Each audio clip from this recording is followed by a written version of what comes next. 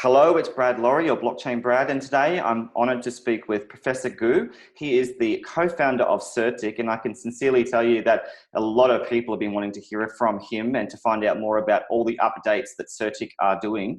Thank you very much, Professor Gu, for your time. It's extremely late where you are, well and truly past midnight, so we do thank you for your time. Okay, thank you, Brad. Thanks for this interview. You're very welcome. Now, for all of you who'd like to know, this is entirely free. It's an unpaid interview. And I also would like to clarify, I am an investor in Certik. That is important that you know that for transparency, truth, and trust. And let's get into everything that you've been doing, Professor Gu, to lead out this formal verifications smart contract solution entity that you call Certik. Now, you're known by a slogan and statement as securing the crypto world, and you're the world's first, apparently, trusted system to advance formal verifications technology for smart contracts. Tell us a bit more though, exactly what are you about in a nutshell so we can rehash and provide an understanding as a fundamental basis of what you do. Okay, sure. I think I can start from the very beginning. Like what is formal verification? What is our mission? And what we plan, how we achieve our mission, something like that. So first of all, what is formal verification? So you can understand. I will put it in this way: like formal verification is a mathematical way to prove that the program is indeed correct and secure, with respect to something what we call specification. When you define this specification, you can view as the intention of the developer or the intention of the designer of this program. So this is what we, the techniques we use, the formal verification. And this is not a new concept. It's been a decades-long concept. And it seems so cool, right? Because once you prove that the program is correct, it's 100%. It's not like all the existing traditional methods like testing, like so-called wet hat review or something called auditing, you may be aware of. So all these techniques can't give you a 100% guarantee. They can give you like 80% guarantee or 90% guarantee or 90%. They are pretty confident that in 90% this program is correct, something like that. But what we really want to do is 100%. Because that's formal verification. Now, let's start with put this down into layman's terms for a moment. Now, essentially, you're about trying to debug smart contracts. You're trying to make sure that there's trust built into them. You do audits already, and we'll talk about with whom later. But can you just talk in these lay terms of debugging, the real value relating to the smart contract? Yeah. So actually, I will now use the debug term because the debug. So what's the meaning of debug? It's kind of like there might be some bugs in the program. And then you try to find bugs. If you can't detect bugs, let's say if you debug, then you definitely find some bugs in the program. But when after you do the so-called debugging and no bugs are found, you still have no guarantee at all, right? Right. Because if you find something's wrong, then definitely this is wrong. But if you can't find this is wrong, doesn't mean that this is correct. But what we try to do is we try to prove that this program is correct under all possible inputs, under all possible execution environments. I see. So that's our mission. It's totally different thing than what you have heard, what you have seen before. I see. So you're a system verifier. You audit and make sure the systems that are running the smart contracts work. Yeah, are correct. Okay. With respect to the specification, with respect to the intention of the developer, the intention of the designer. Okay. Now, obviously, you're blockchain-centric. You've made a lot of partnerships, which we'll discuss later. But why, essentially, do we need this? Tell us what the real driver is of this and what the value add is for those who pay for the service.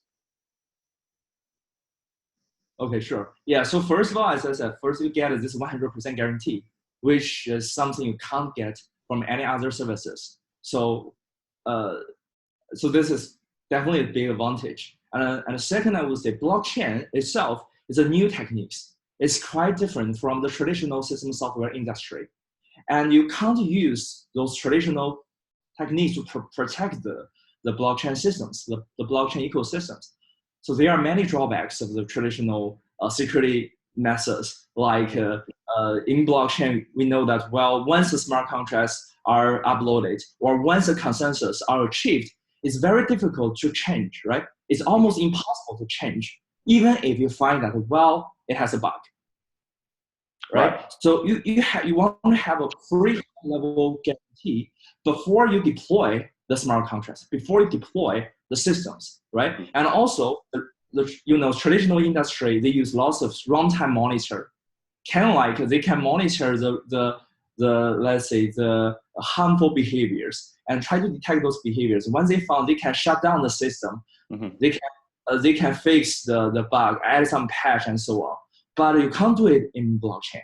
Like once the transaction is made, even if later find out, well, actually it's being stolen by a hacker, you can't stop it. You can't revert it, right? So you hope that before everything's done, you have a very high level of guarantee. So that's the value you can get from our service. That is also why I would say blockchain needs our service. Okay. Now, we've met before, and when we discussed, the topic of Certik and the formal verifications, there was nothing at the time quite like what you're doing. Now we forward the clock a year. Is there anything that's even remotely like your system as a competitor, for example, or someone entering into this blockchain race to try and verify these smart contracts as you do? Yeah. You mean the competitors and so on? Yes. Yeah. So first of all, you can see right now there are many so-called smart contracts or blockchain auditing companies. So I will not view them as competitors because they use, I would say, the old techniques, which is fundamentally different from our ones. But you may also notice that there are many companies say that, well, they are also using formal verification techniques and so on. Right. Yeah, I can explain a little bit. Like, as I already said, formal verification is not invented by me. It's not invented by the other co-founder of our company, Professor Shah. This has been a decades-long concept. But the thing is, why we can't use this formal verification techniques to save the world, to secure the entire software industry? Why there's still so many bugs in the software, in the systems that we have been used every day? So the thing is here. So the idea is cool that we try to prove that this program is 100% correct. But the reality is this proof is, in many cases, is very difficult. Sure. Sometimes you may not be able to prove it. So that's limits the application of formal verification. I would say for all our competitors who claim that they also use formal verification techniques, I would say they still use the old formal verification techniques that have a strong drawback to deal with complex software systems. Right. Well, let's talk about, rather than talk about the old systems that they use, give us a rundown on the key aspects of what sets you apart. If you could nut it down to, let's say, 3 or 4 points, what really distinguishes you in terms of the technology that you provide to really move forward in this new innovative era of blockchain technology? Yeah, sure. I can briefly talk about our techniques and what's the difference between ours and all the other competitors and even the state-of-the-art techniques. So in 2015, so Professor Zhongshan and I identified that the bottleneck of the formal verification techniques may not be the techniques to do the proof, to construct the proof. The bottleneck might be how to write the specification. As I said, when we do the proof, we have to have the proof obligation. That obligation is specification. Right. So previously, the specification are pretty hard to write, pretty hard to understand, and very hard to be compositional. So it makes the proofs also pretty difficult to construct. Sure. So we introduced a new concept called Deep Spec in 2015 in our Popo 15 paper. And right now, it's already become a pretty big community called the Deep Spec community, including researchers from many universities, including Yale University, MIT, Princeton University, UPenn, and many of these universities. We have already held 2 summer schools and 3 workshops And the fourth workshop will be held actually this year, this month, in June 26th, along with the PLDI conference. So we identify this bottleneck, and we introduce a bunch of new techniques to construct this so-called compositional high-level specification. What we in academia we call it a certified abstraction layer. So this is the techniques we introduce, we invent, and we apply techniques and build the CertikOS, which is the world's first fully verified concurrent OS kernel.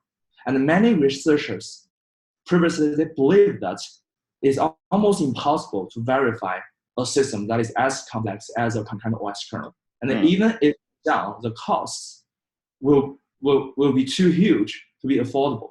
But we managed to do it within using 2% years. Yes, so and I want to just jump in there now. The CertikOS is a big deal because, you know, it's a world first as well. You're managing to be able to verify at the level of the kernel, and I think that's substantial. So for those who aren't understanding that, can we talk a little bit more about what it means to actually be able to tap into kernel verification? Now, how substantial is this with regard to what you're trying to do as a whole project? You mean so the Certik company or the CertikOS project? The CertikOS project specifically. It particularly is a world first in the way you're approaching this. Yeah. So you want me to briefly talk about this project or the techniques? Yeah, if you could just inform us in just a summary of what that project's about, so we understand that in context with the broader scope of your value. Sure, of course. Yeah. So we know that, well, the operating system OS or operating system kernel, or what we call the OS kernel, is the backbone of today's software systems. Actually, it's everywhere on our smartphone, right? So there's a OS kernel. Even on many of the current, let's say, cars, vehicles, there are operating OS kernels. Your laptops, and so basically it runs everywhere, and it's the backbone of today's software system. Meaning that if the OS kernel is not correct, OS kernel is not secure, then the entire system actually is under attack, basically. Right. The entire system is error-prone. Now, so, given that that's the bedrock, that's the core of the entire infrastructure, I wanted to ask you, is it possible for Certik, quite sincerely, to be utilized as a means of securing networks that are in the mainstream? I'm talking Microsoft, I'm talking all the big major players right now in the centralized sphere of technology. Is it possible to do that beyond even the blockchain narrative? Yeah, it's a very good question. I would say yes, it's definitely entirely possible. And that is also what the Certik company right now is trying to push forward. Is to trying to we're trying to kind of like definitely still need to improve our OS kernel and hope that in the future the mainstream can adapt this OS kernel and to protect our daily life. But the thing is, as I said, I would say it's pretty difficult. So the thing is, OS kernels is pretty difficult to change let's say to let users to change operating systems. It's a pretty big change, and so CertikOS right now has already been deployed on some vehicles, actually, especially for this new platforms. But it's still pretty hard to, let's say, to kind of like existing operating system to adapt this OS kernel. It's very difficult because there's a pretty huge switch cost. But that is also why right now Certik company we focus in the blockchain world, because it is an entirely brand new world. Right. And now, I want to talk to you more on that. I'm sorry to interrupt, but so we get through everything. Now, it's important you mentioned that you are a company. So you're essentially a centralized entity by registration. Obviously you're registered somewhere in the world as a business. That doesn't mean that you don't support decentralized technology, and that's an important distinction. Now, you are focused first and foremost on building to become a blockchain platform, but right now you're focusing on services first. So can we talk about that in the context of what you do? Can you give us a rundown on those services? Sure. Yeah. So the thing is, as you mentioned, so we are kind of like we are a centralized entity. It's a company, and but the blockchain seems like everyone is so excited about this decentralization, the decentralization idea. So I would say there's no fundamental conflicts here because I would say in order to make this entity or organization more efficient, so especially at the beginning, I would say we still believe that we should do it in a centralized way to start kind of like to start the service, to start the project. So right. yeah, so why at the beginning we are focused on the service. Actually, we are also actively working on the development of our blockchain, so which I can talk about later. But the thing is, it became like from the public, from the view of the public, we have done lots of this formal verification services for many clients. So the thing, first of all, I would say there is a high demand. Because crypto world, there are too many attacks happen in the crypto world, and we think that we should do something to help secure the crypto world. So that's why we have done lots of services. So for example, we have already secured more than $4 billion worth cryptocurrencies right now. I've seen that, and I think the numbers are something like 175 different audits. Is that correct? It's a very high number of audits you've already done. Yes, kind of like it's right. Actually, it's being increased daily. So the last number I got is around $4 billion worth cryptocurrency. So that's that are the parts that we Certik is helping secure. Got it. So just to recap, you're a business, you're centralized as by design, supporting blockchain technologies. You're building out your blockchain platform using proof of stake, which we will talk about later and how you do that. But I really do want to go back to those products for a moment because there are 3 primary products, as I understand, that you offer. Can you talk us through them? What's the process? What are the price structures? How does this all work as a business model that people can opt for when they want to go and use your platform and interact with you and pay for your service? Okay, yeah, sure. So let me first finish your last question, like why I start to focus on the service. The third reason actually is because we think we still need to educate the market, because many people may heard about this formal verification term, but many of them still do not know what it is and how different it is from the existing concept, like auditing, like testing, like white hat techniques, something like that. So we still need to educate the market. I believe we did a very good job in the past 1 year. And then back to your question, like what is our business model for the service? I would say so. Right now, so our services is still kind of like in a little bit the centralized way, which we want to improve in the near future. We want to change it into a decentralized way. Like right now, it's still like someone they may want to kind of like verify or audit their smart contracts, their blockchain, and then actually right now all the pipeline on our end are almost automated. So basically, submit their code, and we can do a scan, and then we can tell them what's the code about this verification and how long it may take for us to do the verification.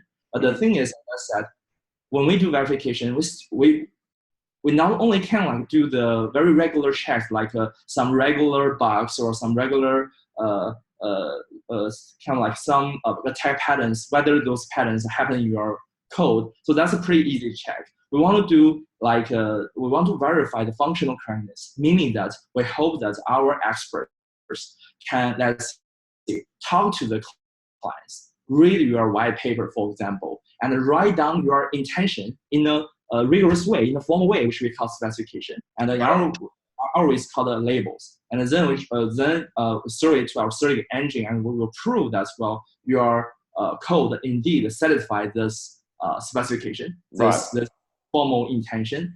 And so here we still need to involve lots of experts' time. So that is how we kind of like how our price is set. Yes, and let's talk about that. Now, you break it down into 3 areas. You have audits, you have testing, and customization. They are the 3 different options that are provided for anyone who wants to become a client with Certik. Now, there's a section on your website that says get a quote. What I really want to find out from you, for all of us, is what are the price structures? What's the transparency with regard to that? Or is it transparent? what can we understand in terms of how you charge for these services that you offer in these 3 different sections?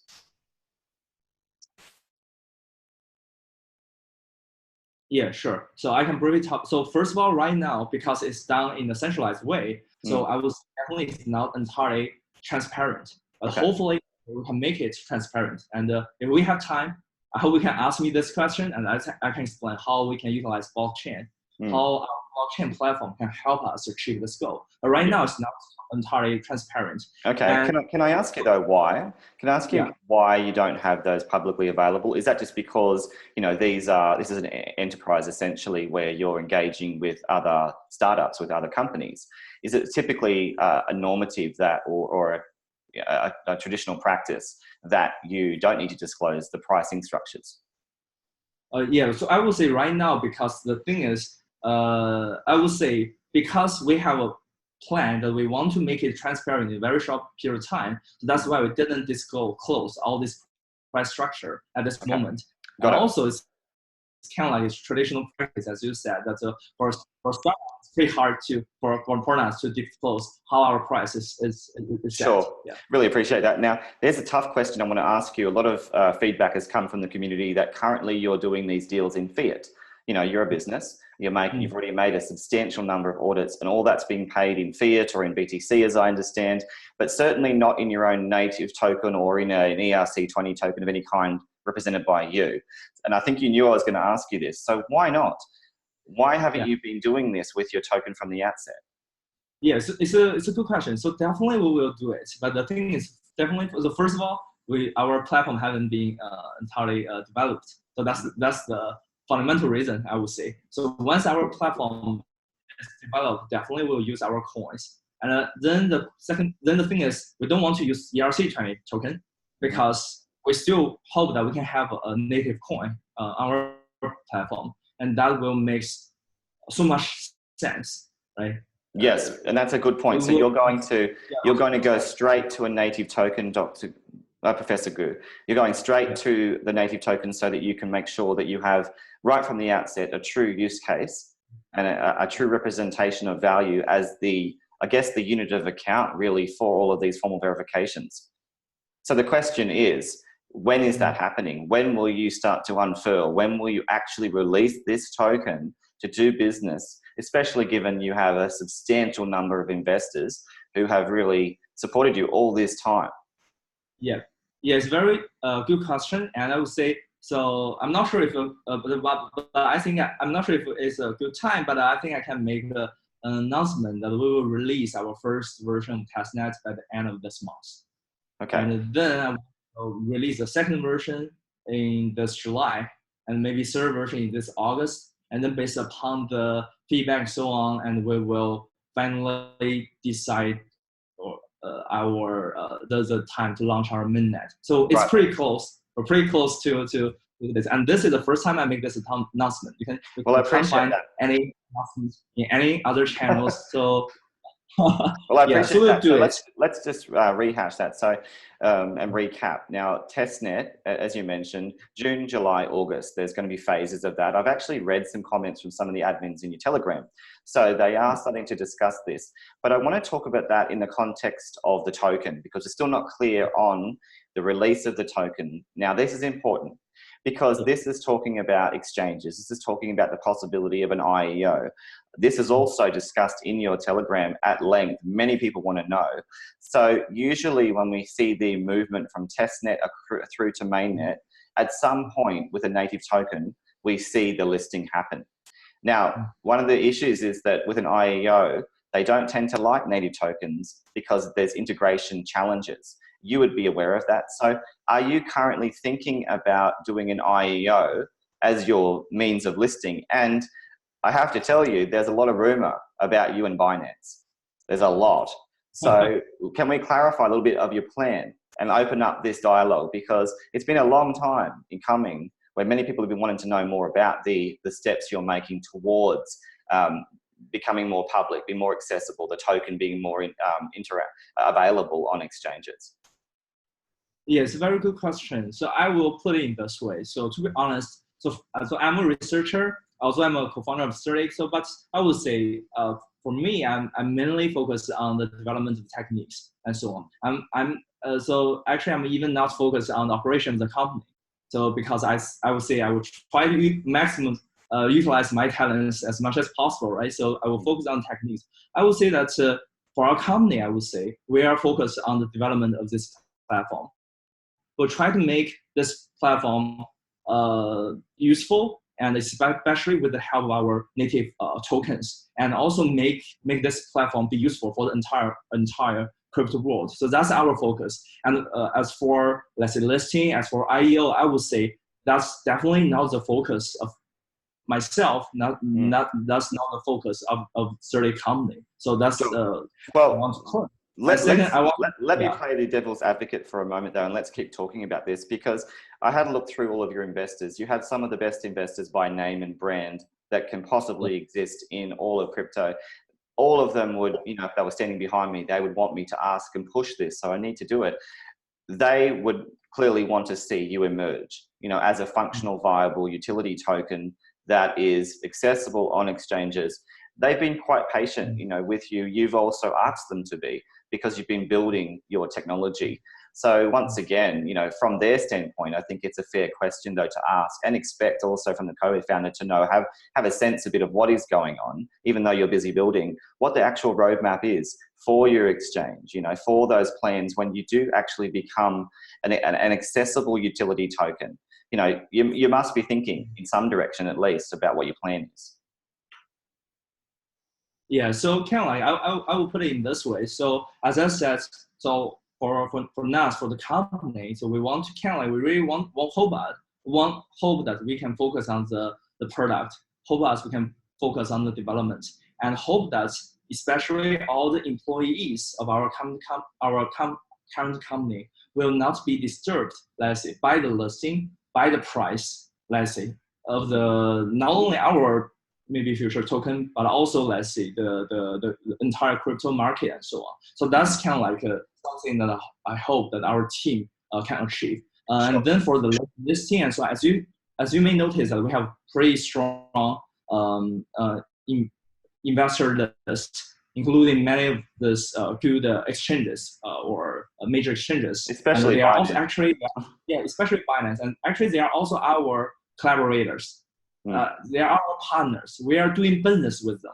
We're not like they invest us and that's it. So we are doing business for them. We are protecting the smart contracts for these exchanges and so on. And yes. I would say that for our company or myself, I don't have a roadmap for listing, for IEO, but I would say that for this once our platform is released, we hope that we can establish. So first we can establish a decentralized foundation organization, or decentralized organization entity, and we hope that we can have such a decentralized entity and manage this platform in a decentralized way, and then push forward this kind of like a potential listing and so on. So sure. I want to separate kind of like our team and this app, and we want to do the decentralized business in a decentralized way. Sure. Now, let's take it from a different perspective then. You've mentioned that you're focused on the building of this, the technology. Now, if we talk about the token release, not so much in an investor frame, but a technological one, because listing your token means that you can convert the fiat and non-native token means of trying to get revenue into a direct native token asset for you to do business. So my question is, surely wouldn't it be common sense once you progress into mainnet or even before to really try to expedite this process as much as possible post testnets so that you can start to convert all of the revenues into this token so that you're not relying on non-native systems so that you can prove the utility of the token? I would imagine it just adds more trust to the very core nature of that utility aspect of your whole model. Yeah, sure. That is exactly what we plan to do for the several stages of the testnet before and after the launch of the mainnet. And we want to convert. I want all our business to this platform, and I would say it will be very helpful for our business. I can briefly talk about why we need this blockchain. And why we simply do, let's say, to form a 2B company and provide services. Sure. And so on. I will utilize this chance to explain why we need this blockchain. So, yes, so everyone in the blockchain world knows that there's something called impossible triangle, right? There's something called performance, something called decentralization, and something called security, right? So many of the, let's say, many companies, entities, and participants in the blockchain community, they are focused on the other two, the decentralization and the performance, right? But not so many are focused on the security, especially a decentralized security approach, right? And I would say the main reason is kind of like, I would say, the entry bar of security is much higher than the entry bar of talking about the decentralization. Everyone talk about the consensus protocol, consensus idea, and so on, but not that many people are experts in security. And especially, as I said, a blockchain world has so many unique features, such as the traditional security approaches can't be directly applied in this world. And that's why we need a formal verification and so on. But then the thing is, as I said, without this platform, without doing it in a transparent way, then we have the issue like, let's say, if I claim that I do the proof for your project, I do the proof for your program, how you can trust me? Right now, you trust me because I'm a professor, right? Right. But that's not the right thing, right? We should have something that you don't need to trust. You don't kind of like, we should have a trustless approach, right? Instead, kind of like I become this centralized party, right? Because I'm a professor. We hope that we can trust the proof rather than trust us. Yes. So we need a platform to develop and upload the proofs, which should be machine checkable, such that you can directly check by yourself. It makes a lot of sense. So what you're saying is to have an automated, essentially a decentralized mechanism, a means in which you don't need someone to lead this out or any particular entity, but you can just simply operate through the mechanism itself.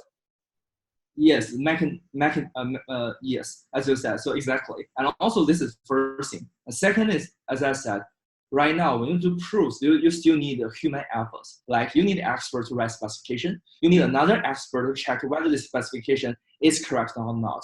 And also you need some proofs you might not be able to do it automatically. Like we know the how to problem. So Turing has already proved that, well, you can't even have an automated algorithm to prove the termination of the program, right? So even the termination property is undecidable, let alone all these security properties and so on. So you can see that there's you still need the human efforts to conduct the proofs, and that limits the growth of our current business because we have very limited experts. Yeah. Sure. Now, because of time, I don't want to go too technical for everybody, and we can catch up and do the technicals, you and I, at length in that area. But I want to bring it back, though, to some discussions about transparency. You mentioned that before.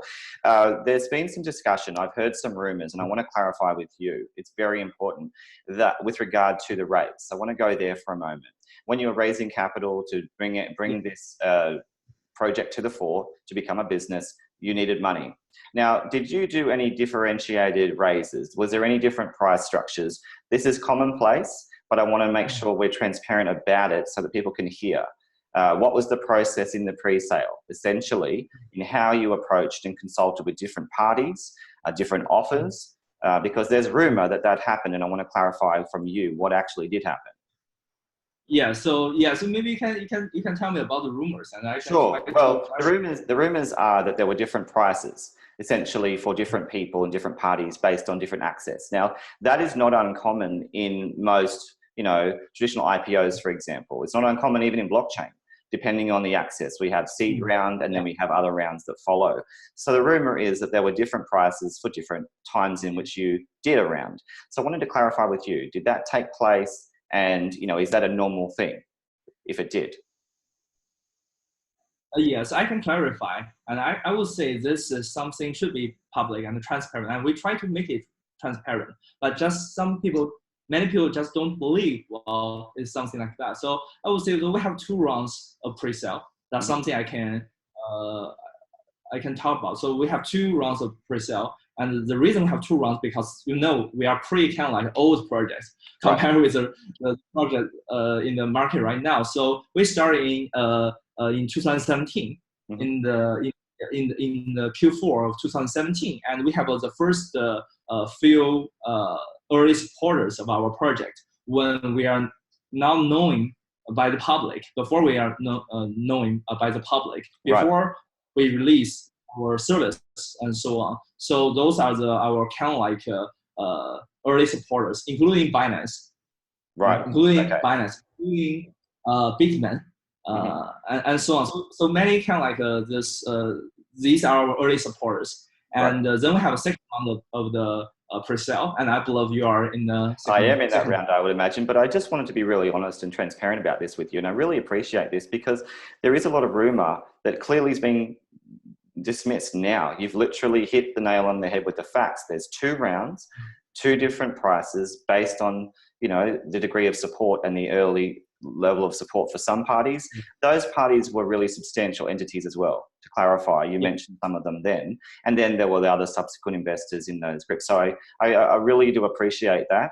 I don't think it's necessary to disclose prices. I mean, obviously, if you want to do that later, and I don't think that's an issue, but the point is there were 2 different amounts and that's it. Is that yes, the bottom line?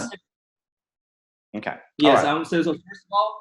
First of all, all of them are credit investors. Most of them are VCs actually. Yes. And we have 2 rounds. And the first round, as I said, so they are our early supporters, and they also have a longer lockup period, something like that. And we have a second round pre-sale, and that's it. And I know there are many rumors, and someone even said, well, Binance, they have a pretty low price compared with other investors. I would say, no, they are just kind of like in the first round. They have the same price with the other first round. I really appreciate that sincerely for all of the people who wanted to know that question, and there's a lot. I wanted to ask you now with regard to Binance. There's a rumor out there that there's a very strong chance that the IEO is going to Binance. Some actually say the opposite because there's this strong business relationship. That's unlikely. But what are your thoughts on those kind of comments? Is it likely that this relationship you have, this direct one, this business partnership you have at Binance is going to extend into the exchange? Tough question. Yes, sure. I can talk about our relationship with Binance, for example. So first of all, they are our early supporters. And also we are among the first 4 companies that invested by Binance Labs, right? You may notice that when Binance Labs make, when the announcements of so kind of like when the first announcement made by Binance is that they invest in 4 projects, right? So including us, including Oasis Lab, and so on. So they are our early supporters. We are also the companies that invested by them at the very early stage. And so for second, we are business partners. We're doing lots of business. We protect let's say the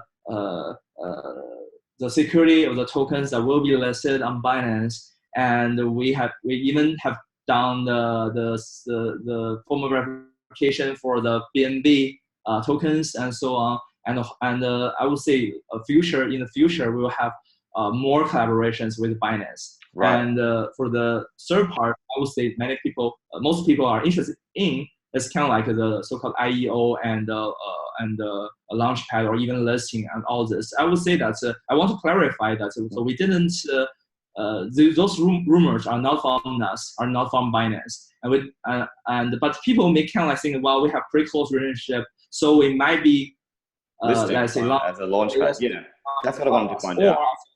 Maybe you have some business, there might be some conflict, so you will not be listed on Binance. For those, I would say kind of like those are rumors. So all these are rumors. So we are pretty actively talk to Binance, the entire team, because we are partners and they are our investors and So I would say, but for IEO and listing, all this kind of thing, what I can say right now is kind of like we don't have a clear roadmap, and I would say it's not focus on me, it's not focus of company, and I would say we will make it in a decentralized way, and we'll see what it will go. Yeah. I really appreciate that. Now, what you're basically saying is that you aren't going to disclose exactly how you're going to launch into the exchange domain.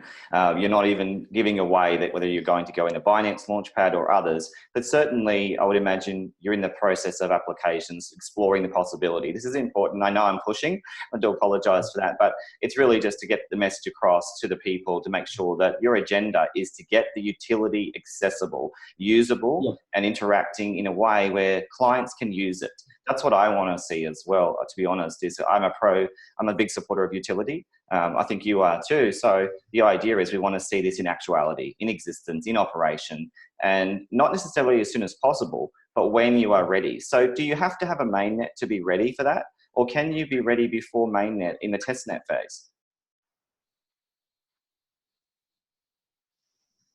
So kind of like in the, so definitely want to explore and test, experiment all these features in the testnet. That's why we have the testnet. And when everything is ready, when all the functionality have been tested and so on, so definitely we will launch our mainnet, and that is also the purpose of the mainnet. As you said that our mission is try to make this utility as useful as possible, as important as possible, and to make it as close to our business as possible. Sure. I believe that it will be very useful and will be very important to the entire crypto world. And since all these big exchanges, all these big investors are our supporters, and they all think that our services, our kind of like the techniques are useful. I hope that in the future, definitely it will kind of like, I would say, if it's useful, and then definitely people will use it, and they will also help us push this. Yeah. Okay, now your mainnet scheduled in 2020 at the beginning, as I understand. Now, is it your expectation that, given your knowledge of cryptography and just the way in which the token operates, and also you mentioned you're going in these phases with the testnet through until the beginnings of next year, do you expect that you'll start to release this token into the public before mainnet? Is that the idea? Oh yeah, so no, the thing is kind of like in our launch of testnet in our this period. So we have lots of ways to kind of like motivate developers to participate in testing our testnet, like even contribute some part of our mainnet, for example, and we will test our, let's say, mining mechanism and all this. And during this procedure, I would say all the participants will have the chance to get, let's say, some rewards of our coins and tokens. And also our early supporters will also give chances for all the early supporters, especially in our community. So our community have many early supporters, and they all ask about this kind of thing. And I would say we will give them the chance. And once the mainnet is launched, for example, all your rewards will have some way to be converted to the mainnet native. I see. So it sounds like from what you're saying that everything hinges on the mainnet for access to the native token. That's really what I'm hearing from you. Now, bounties, airdrops, any of these systems that you're putting in place, that seems to be happening in the testnet phase. What about staking? You know, let's talk about the consensus. Let's talk about DPOS, for example, or sorry, not DPOS, but just proof of stake models. Yeah. What are you doing to incentivize people to hold your token once it does become accessible? Because you have built in staking into your model as well. Yeah. Yes. So we are doing POS consensus, and actually it's actually should be it's a mix of POS and DPOS actually.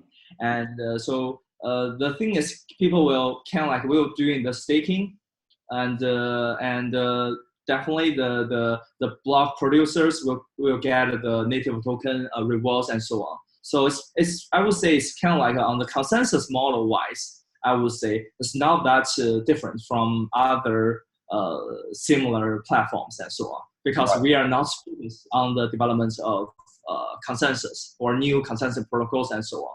And we're still focused on the security and how to utilize this platform to provide security services for other projects and other companies. Right. Okay. Well, that's good to know, because obviously you're going to create incentivization systems to encourage people to not only engage in the utility, but support the value of staking, and holding that value. What do you say, though, in the context? Let's talk about this, especially given the situation with BINANCE right now with regard to the SEC, with regard to compliance. Have you made sure that you're doing everything you can to follow the guidelines? Yes, of course, definitely. So we are based in US, and we definitely will follow all this rules, all those advices to make it regulated as possible, and so on. So yes, but I would say finances right now is also making lots of efforts, right? According to this compliance and so on. Yes, I've seen that they're basically building a US version so that they're regulatory, they're compliant in that region. They're separating different entities for that reason to make sure that they are following every rule that's supposedly put forward by the current powers of the day. And there's going to be more unfold, I imagine, about that. I'm certainly making an objective point there. I'm not suggesting anything more. Now, with regard to further developments, you've alluded to the exchanges. What about PR? What about media? You don't do a lot, I have to say. You're not engaged. I mean, for you to even come on camera with me is a rare treat. I really appreciate it. But what is the strategy moving forward with regard to providing more updates, providing more information as you move to mainnet, as you move to the plan to unfurl as an operational token and system? So kind of like, as I said, so I don't think I should spend all my time in doing PR, attending all the conferences, giving keynote speaks, and so I think kind of it's a little bit with it's not the best use of my time, I would say. Right. So, but when during the launch of our testnet, our mainnet, and so on, so we'll definitely try to kind of enlarge our exposure, public exposure, and so on. And we have professional, so our company has professional PR marketing team and so on. So we will have lots of kind of events, meetups in the near future along launch our testnet and mainnet. Got it. Now, you say near future. Is there any possibility that this mainnet could come this year? I would say because it depends on the feedbacks of our testnet, and also as I said, as long as all the functionality are tested, as long as we get pretty good feedbacks, and we fix the let's say issues or from let's say raised by the community and so on. So then we will launch the mainnet. It really depends on the kind of the progress of the testnet. Got it. Now, one of the comments I have heard from a few different people, when I'm just discussing Certik in the, in the academic spheres, or even in, just the speculative, part of crypto, some people have questioned the need for the token itself, given that you already have a very viable business model and you can interact in fiat or other tokens now. So what do you say to those people who, because I really want to address this directly with you, when they say Certik doesn't really need a token? What would you like to say directly to those people? So I would say that it's not Certik, whether Certik needs this kind of token or not. I would say whether crypto world needs this token or not. Mm-hmm. So as I said, crypto world needs some chain that focus on the performance, needs some public chains focus on the consensus. But as I said, the security, you still need to solve the security issue, and you need to do it in a decentralized way. And we need this platform. We need this immutable coins. And that's that you need the new techniques, that is formal verification. Secondly, this can't be done by our team, by our company alone. So we need the support from a broader community. And that's that we need to make this truth procedure transparent. We need to kind of incentive people to participate in the procedure of write specifications, validates the specifications written by by others, and also contributes the proofs, right? And this is why we need this blockchain. So this blockchain you can build that it will stores the proofs, the machine proofs of the programs and so on. Right. And so if they're going to source the proofs, though, let's talk about the context of payments, because right now people who want to engage in you are paying in either BTC, other prominent tokens, or in fiat, as you mentioned. Will this become fundamentally a payment token, or will this be more than that? Will it also have other points of value as an asset for your company? Yeah, I would say it's not the asset for the company. It will become asset of the entire crypto world, and even beyond the blockchain world. Because I always want to put it to this point, but so the thing is, as I said, so it will be a public chain that stores the machine checkable proofs, right? So we all know that when you have a, let's say, math theorem, once you have done the proofs, and then it becomes a theorem. Previously it's a conjecture. Once you do the proof, it becomes a theorem. Then everyone can apply this theorem. They don't need to redo the proof, no matter how you get this proof. And then we imagine it in this way. So like if you have a public chain, and let's say you build some library, and someone do the proofs for you, and when others try to utilize your library, and they also want to make sure that their platform that depends on your library is also secure and also correct. And then they may depend on your proofs and so on, right? So, and once your proofs is done, you don't need to do it again. That you don't need to do this auditing service from different entities and which knowledge are also not transparent, are also not public available and so on. So we won't have the public chain, and you can even imagine it's like the human knowledge database. It may not only be the proofs for smart contracts. It can be the proofs of the blockchain itself. It can be the proofs of all other software systems. It can also be the proofs of math systems. Like all color theorems are proofs with the help of a cog. Right, and that's where we're touching on the possibility of this moving into the mainstream, because if you get this right and the technology is ripe and ready for integration into mainstream sectors, arguably the scope of this is immense. You know, at the moment, you know, the theory's there that it can be because you're already building the tech. Now, what I wanted to ask you about that is, surely there's revenue already with regard to the business you're doing. Now, you're making that in, you know, current quantifiable amounts, whether that be in fiat or in cryptocurrencies. How does that benefit, though, those people who've supported you? Because they're supporting your utility, you're making money. How do the two play? Where's the synergy there, or is there one at all? So as I said, so the thing is, kind of like, I always try to complete my statement.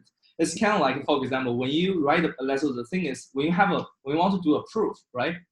How you can get rewards from this proof? Previously, it's almost impossible. You may get some fame, and that's it. But right now, it's kind of like whenever people, let's say in this public chain that we will launch in the very near future, when people try to utilize the theorem that you have already proved, they can like they will pay you. They will not pay us, and hopefully we can do lots of proofs, but we can't do all the proofs, and we will get the rewards for the proofs that we have done. Yes, but I still need to ask you though about the correlation though.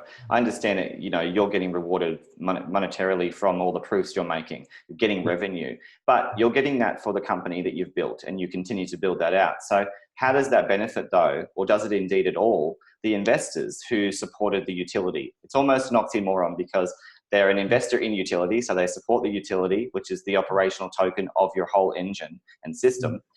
But, you know, in terms of revenue in the future, how does that transition that revenue into the token? How do we see the correlation between Certik growing as a company and that token reflecting your growth? Yes, it's a very good question. So the first of all, I would say that's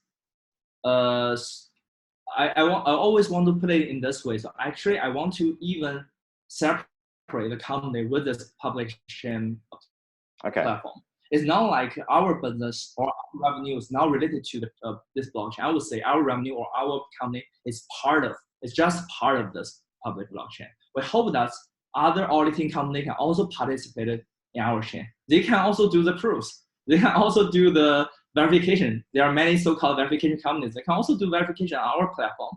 And I would say this revenues may kind of be related with this chain. So I can briefly talk about the also kind of like the token economy. Yeah, that'd be great.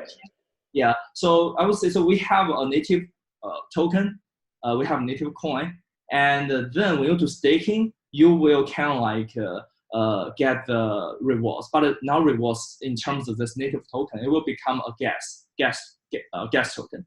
Mm-hmm. And whenever you want to get some verification services for your program, or even for a math problem, for example, you want to just hope that someone can do the proof for you, and you want to kind of like reward these guys, and then you need to pay with this kind of like this so-called gassing.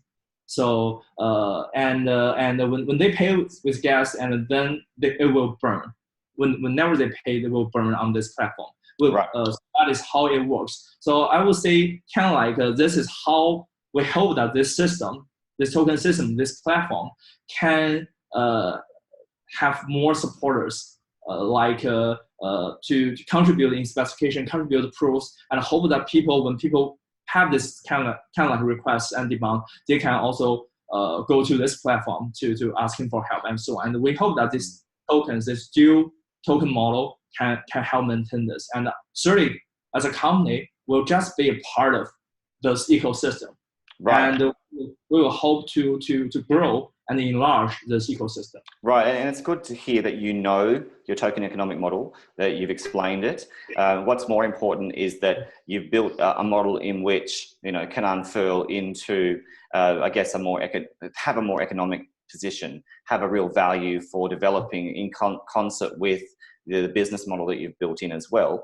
But I guess in that context, I also want to ask, what are you doing in the enterprise sector to make sure that the traditional businesses beyond the blockchain, beyond crypto, are starting to pay attention?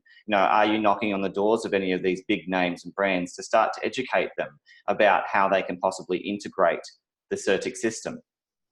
Yes, very good questions. I would say we are working very hard along this line. So, but the thing is, right now, the next few quarters, our first kind of like we are focused on the services in the past 1 year, and also we can knock doors on many kind of like big names and so on. Try to sell the concept of this formal verification. We try to sell our techniques. I would say we did a pretty good job, but there will still be a pretty large gap between this is really being applied, being adopted by the mainstream. But I would say we are in a good shape. Can you give us some names? Oh, sorry to interrupt, Dr. Gu, but Professor Gu, can you give us some names of some of the entities in this sort of mainstream sphere of business that have been listening, have been impressed, and possibly will partner with you in the future? Can you give us some clear examples? Yeah, sure. So the thing is, for this concrete names, what we are kind of like negotiating with right now, I can't really release the names. And so, but I can give you some sense. Like you know autonomous car, right? Right. There is a autonomous car standard. You may heard of something called L4 autonomous car. Right. Yeah. So that is what all these autonomous cars startups and all these, let's say Google, all these big companies, when they're doing startup, when they're doing autonomous car business, they are focused on the development of L4 level autonomous car, right? Mm-hmm. But in order to commercialize this autonomous car, you have to reach not L4 level, you have to reach the L5 level. And in the definition of L5 level, so the definition of this L5 standard includes that, well, the core system, the control system have to be fully verified. Mm-hmm. And as I said, so CertikOS is the world's first and actually the only fully verified compliant OS kernel. And this OS kernel, so the autonomous car system, it also has a core of this OS kernel. So I would say that we are the closest team. We are the closest company to this goal. Right. Okay. So that's one example of a use case. Is it fair to say that you are literally agnostic in that context of use case because you're really addressing the verification system fundamentally? Is it fair to say that almost any business technically that requires the verification of smart contracts essentially can use you, and even beyond that, as you said, to other systems? It doesn't sound like you're very limited in scope. Yeah, definitely not. It's definitely not limited to smart contracts. The Right. smart contract verification is just one of our business. Yeah. Mm. Right. Okay. So is there anything else you wanted to add with regard to the potential of integration with more mainstream businesses? Because obviously you're the co-founder. You are talking obviously under NDA to a lot of these big names. Is there anything else that you want to add with regard to the topic of enterprise? You mean kind of like, so as I said, for this mainstream adoption and so on. So for this kind of thing, as I said, we're working hard, but everyone is still under negotiation and so on. So I can't really release any name. Not a problem. I really appreciate though that you're letting us know that things are happening. Now, with regard to events, you mentioned you're not really going to that many. You spend a lot of your time developing the code, developing the technology. Now, what about the transparency of the code? What about transparency of the tech? Yeah. Is it open source, or what isn't? Yeah, I would say definitely this public platform will be open source. That will be for sure. When? And so when you mean kind of like I would say kind of like in the middle of our testnet launch, we'll open source everything of this platform. And then as for our verification techniques, I would say that like many of our verification techniques, how we construct this proof, how we search this proof, lots of them are patent. So we have patents, so we can't really release a source code, and we may release let's say very basic version that people can play with to construct the proofs by yourself. And then one mission of this platform is that we hope that people can also develop more efficient and better engine, this proof engine than Certik's ones. And they can be rewards by our platforms. As I said, so this form of verification, this is a really cool idea, but it's really difficult. It can't be done by us alone. So we really need the help from the community. Right. Now, in terms of that, how are you building your community? Because I have to tell you that, and I'm sure you're aware, from our standpoint, you have a very strong brand. You have a very trusted name, ironically, because you're also about building trust literally on the blockchain with your approach.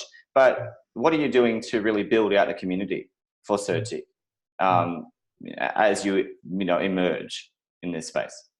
Yeah, so kind of like so I would say right now we already have a community, but later we try to build a kind of like a developer community. So that's our focus in the next step. But definitely will not. I promise I will not forget our early supporters. That's for sure. So in our community and so on. So as I just mentioned, so in this platform there are many roles. Like you can do staking to help produce blocks, to help achieve the consensus of this platform.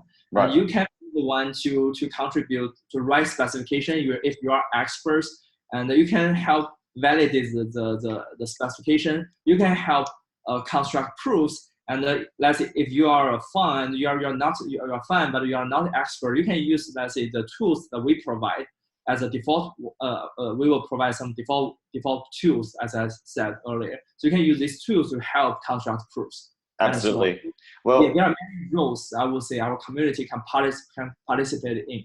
Yeah. Absolutely. Now, if you'd like to know more, obviously there are a multitude of different social media channels that you can go to, and I'll make sure there's some links below for you. Now, before you go, Professor Gu, I wanted to ask you, are there any plans in the future for you to move into more of a security position in terms of equity, I mean?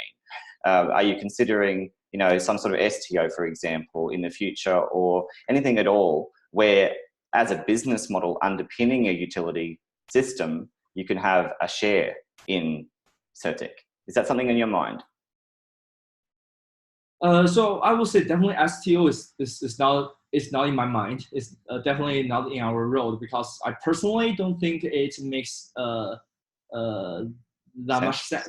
Yes. Yes, Right. and yeah, and the thing is kind of like so Certik itself is a company, and we are doing business. And right now, so as you said, kind of like we provide services and we have revenue, and later we'll integrate our business with this platform. And I would say we will definitely will also have revenue, and I hope we'll have much more revenue Right. thanks to the platform and so on. So yeah, I really don't think that we have the plan for STO and this kind of thing.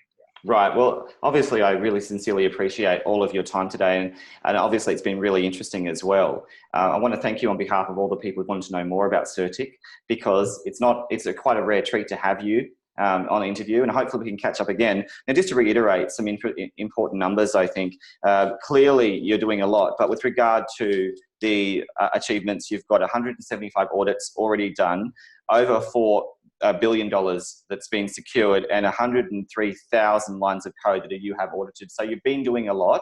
What is exciting to recap is that you are seriously moving in the direction towards your mainnet.